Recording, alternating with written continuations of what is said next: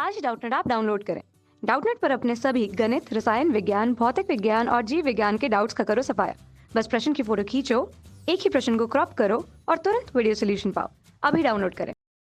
दोस्तों आज का हमारा प्रश्न दिया गया है, अणु को उनके दिए हुए क्रम में लिखें। बढ़ता हुआ बंद कोड लिखना है। देखिए यहाँ दिया है NH3 PS3 ASH3 SbH3। ठीक है, तो सबसे पहले हम क्या करेंगे, इसका संकरण निकालेंगे। तो संकरण निकालने के लिए हमें सबसे पहले क्या ध्यान में रखना पड़ता है, पहली चीज हमें ध्यान में रखना पड़ता है कि केंद्रीय परमाणु कौन सा है। ठीक है, जैसे यहाँ पर केंद्रीय परमाणु नाइट्रोजन है, फॉस्फोरस है, एस्टेनिन है और हमारा एंटीमनी है। ठीक, ये सब हमारे केंद्रीय परमाणु है। दूसरी चीज हमें ये ध्यान में रखनी पड़ती है कि कितना जो केंद्रीय परमाणु है, ठीक, उसमें कितने और उससे कितने बॉन्ड जुड़ रहे हैं, मतलब कितने सिग्मा बंध बन रहे हैं। ठीक है, कितने सिग्मा बंध बन रहे हैं, दूसरी चीज हमें ये ध्यान में रखनी है। तीसरी चीज हमें ये ध्यान में रखनी है कि कितना लोन पेयर बन रहा है। ठीक, कितना लोन पेयर है वहां पर LP से हम उसको दर्शाते हैं।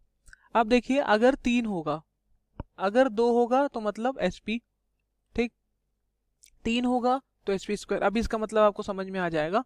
4 है तो है SP³, 5 है तो उसका मतलब है DSP³, 6 है तो उसका मतलब है D²SP³, और अगर हमारा 7 है तो उसका मतलब है D³ SP³। ठीक है, अब यहाँ देखिए ये कैसे बना हमारा, ये एक S से एक P तो बना 2। ठीक, एक S 2 P लिख देता हूँ इसको मैं। देखिए यहाँ पर कैसे लिखेंगे, यहाँ पर एक S मिल रहा है और एक P ऑर्बिटल मिल रहा है तब जाके SP, एक S मिल रहा है 2 P ऑर्बिटल मिल रहा है तब जाके बना हमारा SP²। एक S मिल रहा है 3 P मिल रहा है तब जाके SP³। यहाँ एक D मिला, एक S मिला, एक 3 P मिल रहा है तब DSP³ बन रहा है। और यहाँ क्या मिल रहा है, 2 D और एक S और 3 P, तब हमारा बन रहा है D²SP³। यहाँ क्या 3 D मिला, एक S मिला और 3 P मिला। ठीक है, अब हम इसका NH3 का हम संरचना करेंगे। तो देखिए NH3 जब हम बनाएंगे NH3 की संरचना तो N यहाँ पर आ जाएगा और हाइड्रोजन हमारा कैसे जुड़ता है, एक हाइड्रोजन इधर, एक हाइड्रोजन इधर और एक हाइड्रोजन इधर। ठीक है, और यहाँ पर क्या रहता है, यहाँ पर एक लोन पेयर आ जाता है। ठीक, 5 होता है इसका, तो 5 लास्ट में होता है तो 2 8 5। ठीक, इस तरह होता है। नाइट्रोजन का वैसे कितना होता है, नाइट्रोजन का परमाणु क्रमांक 7 होता है, तो उस हिसाब से तो क्या होगा, 2 कमा 5, लास्ट में 5 आया तो 5 के हिसाब से हम भर देंगे। तो एक तो हमारा बंद एक ये, एक बंद 1 2 3 और 2 ये इलेक्ट्रॉन, तो 5, टोटल 5 हो गए। अब देखिए इसको हम कैसे निकालेंगे NH3 में। तो अब हमें ध्यान में रखना केंद्रीय परमाणु, तो केंद्रीय परमाणु यहाँ पर क्या है, नाइट्रोजन है। अब हमें ध्यान में रखना है सिग्मा बॉन्ड। तो सिग्मा बॉन्ड कितने हैं देख लीजिए, सिग्मा बॉन्ड हमारे यहाँ पर 3 है, एक ये बॉन्ड, एक ये सिग्मा बंध, एक ये सिग्मा बंध। ठीक है, अगर कभी भी 2 बंध है तो वहां पर एक सिग्मा बंध होता है और एक पाई बंध होता है। ठीक, अगर खाली एक ही बंध है तो वो खाली सिग्मा बंध ही होता है। ठीक, और ये हमारा लोन पेयर दिया गया, कितने लोन पेयर, एक हमारा लोन पेयर हो गया।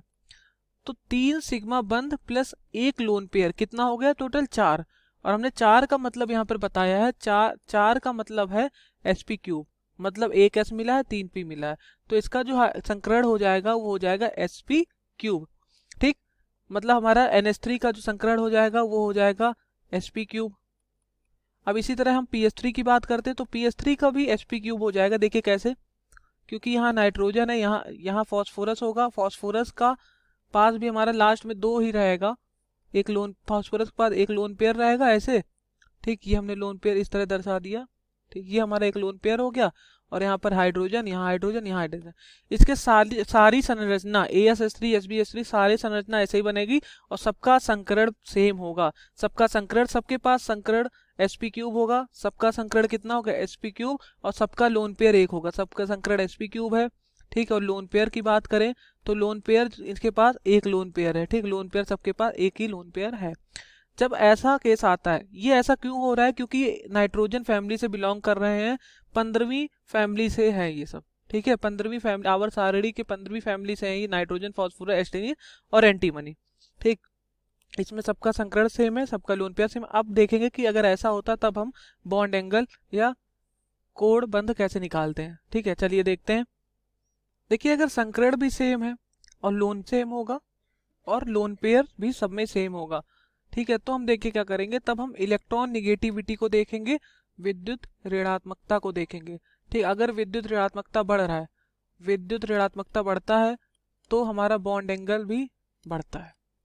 ठीक है, विद्युत ऋणात्मकता बढ़ेगा तो हमारा बॉन्ड एंगल जिसे बोलते हैं कोडबंद, वो भी हमारा बढ़ता है। तो यहाँ पर सबसे ज़्यादा कोडबंद किसका होगा? सबसे ज़्यादा कोडबंद होगा NH3 का, फिर PS3 का, फिर ASH3 का, ठीक है, फिर SbS3 का। ठीक, तो जितना ज़्यादा विद्युत ऋणात्मकता, ठीक है, तो उतना ज़्यादा क्या होता है? उतनी ज़्यादा कोडबंद। तो यहाँ पर नाइट्रोजन का विद्युत ऋणात्मकता सबसे ज़्यादा, इसलिए इसका कोडबंद भी सबसे ज़्यादा है। ठीक, तो उम्मीद करता हूँ आपको समझ में आ गया होगा। धन्यवाद। कक्षा 6वीं से 12वीं से लेकर नीट, IIT, जेई वो एडवांस के लेवल तक 1 करोड़ से ज्यादा छात्रों का भरोसा। आज ही डाउनलोड करें डाउटनेट ऐप या व्हाट्सएप करें अपने सारे डाउट्स 8400 400 400 पर।